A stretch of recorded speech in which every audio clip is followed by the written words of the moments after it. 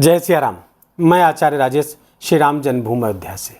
प्रिय दर्शकों, ज्ञान, धर्म और भाग्य के प्रतीक ग्रह देवगुरु बृहस्पति तर्क, बुद्धि और संवाद की राशि मिथुन राशि पर 14 मई से गोचर करेंगे और इस समय देवगुरु बृहस्पति अतिचारी अवस्था में रहेंगे। न केवल इस समय बल्कि लगातार 2025 से लेकर 2033 तक अर्थात 8 वर्ष कंटिन्यूअस अतिचारी अवस्था में रहेंगे। ये अतिचारी अवस्था होना क्या होता है?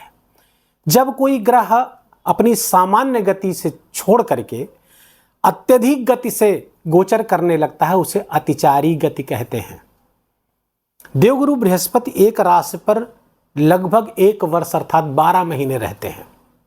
कभी कभी ये 13 महीने भी हो जाता है, लेकिन जब अत्यधिक गति करते हैं तो ये कालखंड कम समय में पूरा करते हैं। इसी को अतिचारी गति कहते हैं।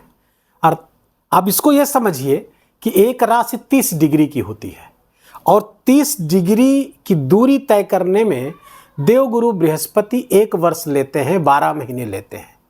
अब वर्तमान में मात्र 5 महीने में ही ये दूरी पूरी कर लेंगे, अर्थात 2.5 गुनी तेज गति से गोचर कर रहे हैं देवगुरु बृहस्पति।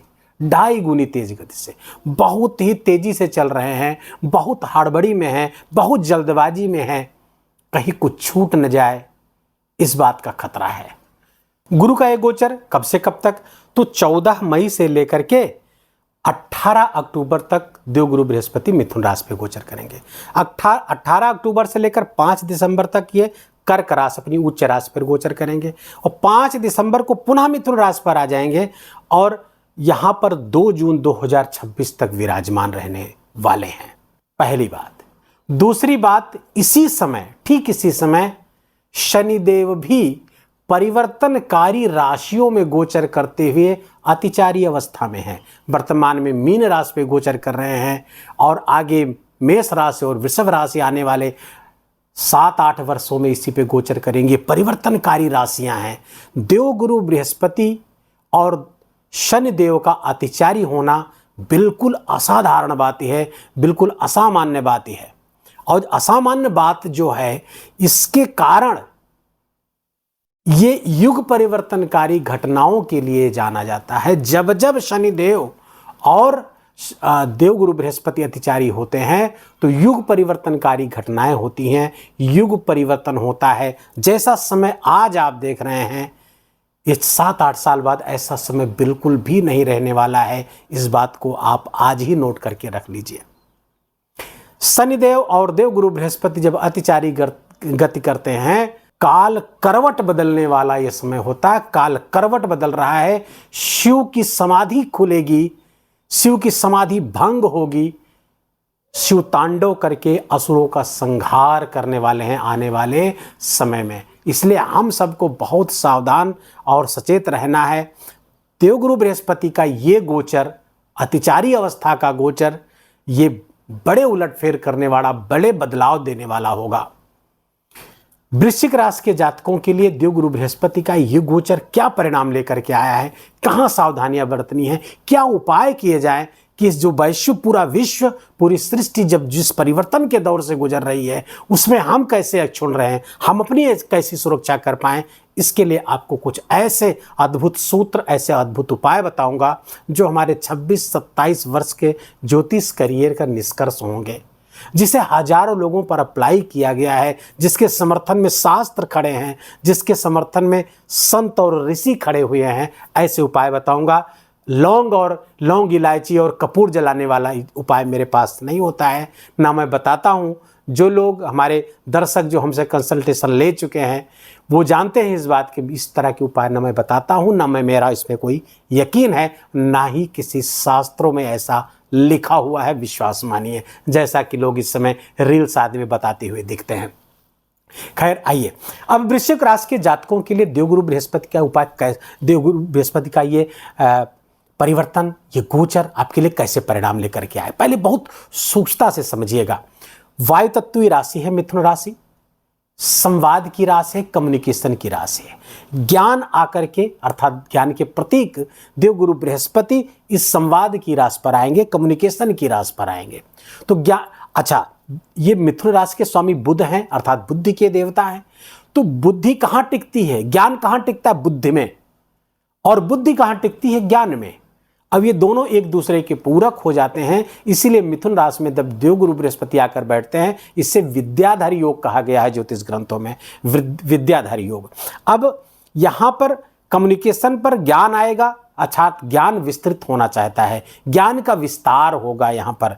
और ऐसे लोग जो काउंसलिंग के सेक्टर से जुड़े हुए हैं, सलाह देते हैं, एडवाइजर हैं, मीडिया, सोशल मीडिया, यूट्यूबर, इन सबको इस गोचर से ज़बरदस्त लाभ होने की संभावना बहुत प्रबल है। आप अपने काम पर फोकस कर लीजिए, अभी से कमर बांध लीजिए और कमर कस लीजिए, एकदम आप अपने काम पर डट जाइए। देवगुरु बृहस्पति ज़बरदस्त लाभ देने आएंगे। वृश्चिक राशि के जातकों के लिए देवगुरु बृहस्पति आपके धन स्थान के स्वामी हैं और संतान स्थान के स्वामी हैं। अष्टम गोचर करेंगे।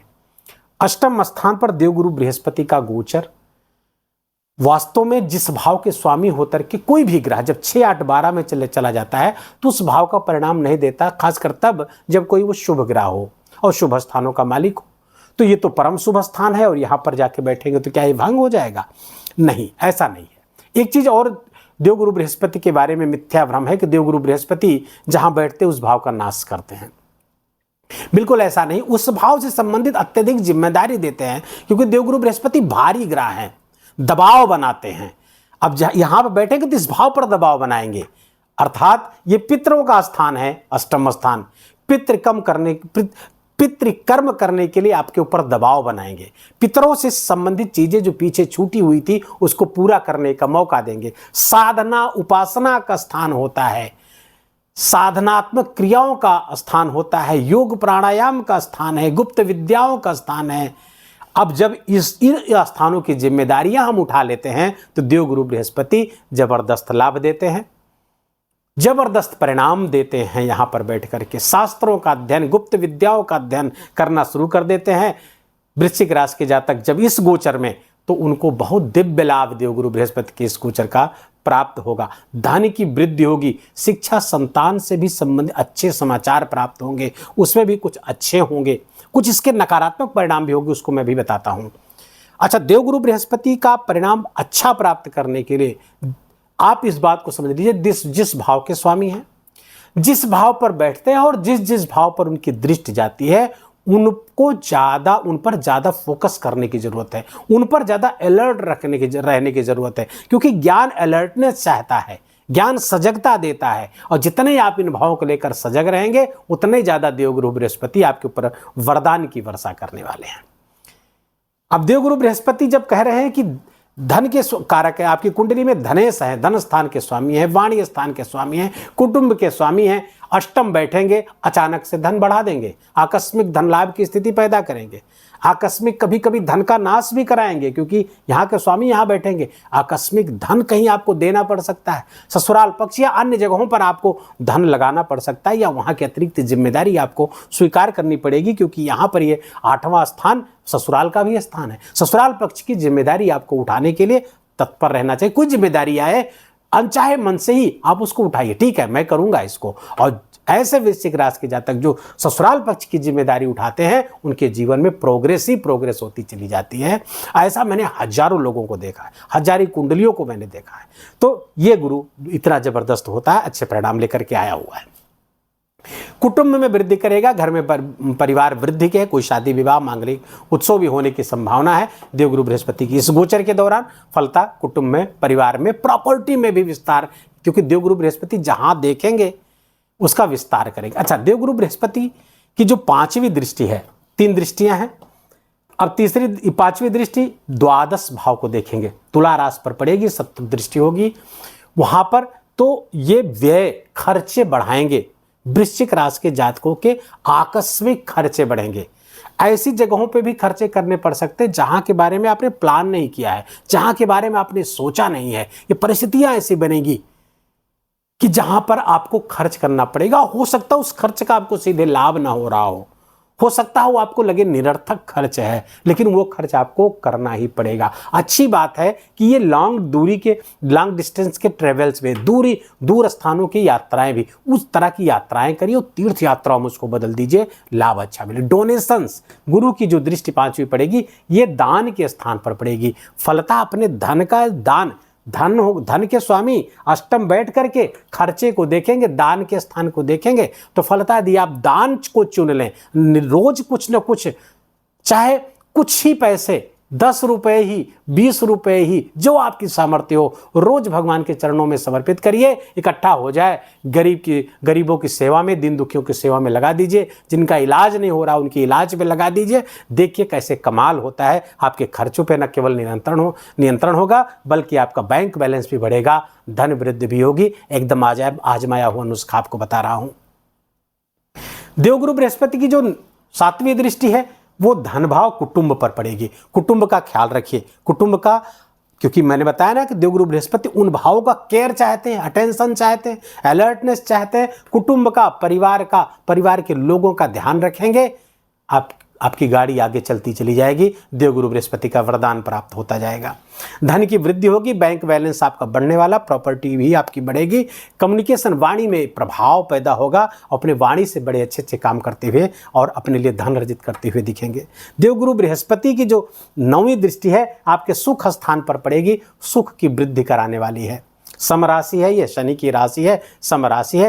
यद्यपि यहाँ राहु भी बैठे रहेंगे, लेकिन फिर भी यहाँ पर आपके सुखों में वृद्धि कर, जहाँ सुख, राहु यहाँ सुखों को तोड़ेगा तो देवगुरु बृहस्पति की दृष्टि पड़ करके उन सुखों को संजोएगी, उसको और सजाएगी। घर में बाड़ी, वाहन, भवन और भूमि का सुख आपको देंगे। भूमि, भवन, वाहन का यहाँ से सुख प्राप्त होगा, माता का सुख प्राप्त होगा। अब चूंकि देवगुरु बृहस्पति की दृष्टि पड़ रही है तो माता का ध्यान रखना पड़ेगा। माता के स्वास्थ्य के प्रति अलर्ट रहना होगा, क्योंकि राहु यहाँ बैठकर माता के स्वास्थ्य में परेशानियां पैदा करेगा। अब एक चीज समझिए कि संतान भाव के स्वामी हैं, अष्टम स्थान पर गोचर करेंगे। संतान भाव के स्वामी का अष्टम स्थान गोचर करना अच्छा नहीं, संतान से संबंधित समस्याओं को दिखाता है। लेकिन अभी एक उपाय बताऊंगा, अलग से उपाय है, उसको बहुत ध्यान से सुनिएगा। अब देखिए, संतान के स्वामी पूर्व पुण्य का भी भाव है, पूर्व पुण्य का भी भाव, शिक्षा का भी भाव है। वृश्चिक राशि के ऐसे जातक, अब यहां पर आपको अटेंशन चाहिए। मैंने प्रारंभ में बताया कि देवगुरु बृहस्पति अटेंशन चाहते हैं, ध्यान चाहते हैं, केयर चाहते हैं। इस भाव पर कहां पे? पंचम। संतान की केयर करिए, संतान पर नजर रखिए, संतान से स्वयं को जोड़िए, उसको समय दीजिए और शिक्षा पर समय दीजिए, पढ़ाई पर। भले आप नौकरी कर रहे हैं, पढ़ाई से निवृत्त हो चुके हैं, छोटे बड़े पद जहां पे भी हों, आप कुछ भी करते हो, व्यापार व्यवसाय करते हो, लेकिन कुछ चीजें आपको पढ़ना चाहिए। धार्मिक पुस्तकों के अध्ययन यदि आप करते हैं तो देवगुरु बृहस्पति के पंचमेश होकर के अष्टम जाने का कोई दुष्परिणाम आपको प्राप्त नहीं होगा, गारंटीड है। श्रीमद् भगवद गीता उठा लाइए, श्रीमद् भगवद गीता को खरीद लाइए और जो कुछ समय आपको मिलता हो, आधे घंटे, 1 घंटे, श्रीमद् भगवद गीता को पढ़िए और समझने का प्रयास करिए। विद्वानों की कमेंट्री वाली बुक्स लेके आइए गीता पे, उसमें जो सूत्र रूप में, जो गुण रूप में भगवान ने ज्ञान दिया, उस ज्ञान को समझिए, अपने जीवन में अप्लाई करिए। देवगुरु बृहस्पति का कोई भी दुष्परिणाम ना आपको संतान को भोगना पड़ेगा, ना आपकी शिक्षा को भोगना पड़ेगा, और ना ही आपके अन्य चीज़ों, स्पेकुलेशन वगैरह में जो नुकसान होना है वो भी बच जाएगा। और भी इस तरह की जो चीज़ें, जो वैश्विक परिवर्तन होने वाले हैं, प्रकृति में जो बहुत बड़ा क्षोभ पैदा होने वाला है, वैश्विक परिस्थितियाँ बदलने वाली हैं, आर्थिक, सामाजिक, राजनीतिक सब बदलने वाली हैं, तो उसमें हमारा नुकसान ना हो, हम सुरक्षित रहें, उसके लिए क्या उपाय करें? उसके लिए उपाय करना है, देवगुरु बृहस्पति कहाँ गोचर कर रहे हैं, पहले इसको समझिए। देवगुरु बृहस्पति मिथुन राशि पर गोचर कर रहे हैं। मिथुन राशि के जो देवता हैं, ग्रह हैं, देवता ग्रह हैं, वो हैं बुध। अब बुध के जो प्रत्यधि देवता वो कौन है? वो भगवान विष्णु हैं। गुरु के स्वयं, गुरु ग्रह के स्वयं जो प्रत्यधि देवता है भगवान विष्णु है, या यूं कहिए गुरु स्वयं भगवान विष्णु है, क्योंकि साक्षात परब्रह्म तस्मै श्री गुरुवे नमः शास्त्रों में कहा गया है, स्कंद पुराण में। तो साक्षात परब्रह्म है, अर्थात साक्षात विष्णु है गुरु। तो अब विष्णु की रास पे, विष्णु के रास में ही विष्णु गोचर कर रहे हैं, तो विष्णु की ही उपासना इसमें करने की योग्य है। विष्णु की उपासना वैसे भी जीवन में हमारे लिए कमाल करती है, हमें सबको करना चाहिए। तो भगवान विष्णु की, भगवान नारायण की उपासना का जो सर्वोत्तम मार्ग है वह है विष्णु सहस्त्रनाम का पाठ। विष्णु सहस्त्रनाम का पाठ हर व्यक्ति करे। विष्णु सहस्त्रनाम का पाठ करे, कितनी बार करे? कम से कम 2 बार करे, सुबह दोपहर, सुबह शाम में करे। अगर आपके पास समय हो तो आप इसे 3 बार अगर कर लेते हैं तो अद्भुत परिणाम इसके प्राप्त होंगे। 2 बार में भी बहुत बढ़िया परिणाम प्राप्त होंगे। बिल्कुल भी समय नहीं आपको, बात एक ही बार कर लीजिए, उसमें पाठ करिए। पाठ न कर सके तो श्रवण करिए। और साथ ही साथ इसे श्रीमद् भागवत पुराण के अंतर्गत एक स्तोत्र आता है, गजेंद्र मोक्ष स्तोत्र। गजेंद्र मोक्ष स्तोत्र इसके बाद पढ़िएगा। बहुत ही जबरदस्त प्रभाव में, विष्णु सहस्त्रनाम के प्रभाव में जबरदस्त वृद्धि हो जाएगी। हम ओम नमो नारायणाय, ओम नमो भगवते वासुदेवाय मंत्र का भी जप कर सकते हैं। 5 मुखी, 10 मुखी और 11 मुखी रुद्राक्ष भी गले में धारण कर लेंगे तो ये गोचर आपके लिए सर्वोत्तम परिणाम लाएगा। आपके लिए एक सुरक्षा कवच का परिणाम, सुरक्षा कवच आपके चारों तरफ बना देगा। और आने वाली परिस्थितियों से आप स्वयं को, परिवार को, समाज को, राष्ट्र को बचा पाएंगे। वीडियो को भी यही विराम देंगे। वीडियो अच्छा लगा हो, आपके काम का लगा हो, मेरा बोलना आपका सुनना दोनों सार्थक हुआ हो तो कृपा करके इस वीडियो को लाइक करिएगा, अपनों के साथ इसको शेयर करिएगा और कमेंट में जाकर के जय सियाराम लिखना बिल्कुल भी मत भूलिएगा। मेरा विशेष निवेदन, विशेष आग्रह आपसे। चैनल पर नए हैं तो इसको सब्सक्राइब कर लीजिए, बेल आइकन की घंटी दबा लीजिए और प्लीज़ अपना बहुत बहुत ख्याल रखिए, अपनों का ख्याल रखिए। माता पिता की खूब सेवा करके उनका आशीर्वाद लीजिए। जय जय सियाराम।